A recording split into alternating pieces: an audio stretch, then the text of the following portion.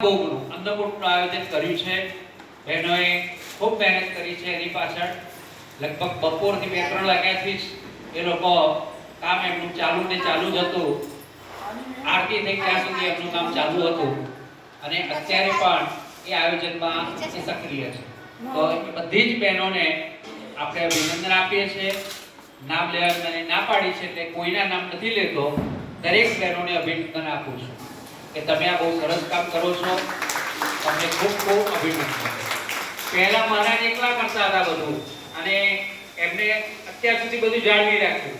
પછી બહેનોએ કામ ઉપાડી લાવો કે અમે કામ ઉપાડી લઈએ છીએ. એટલે બહેનોને ખૂબ ખૂબ ધન્યવાદ.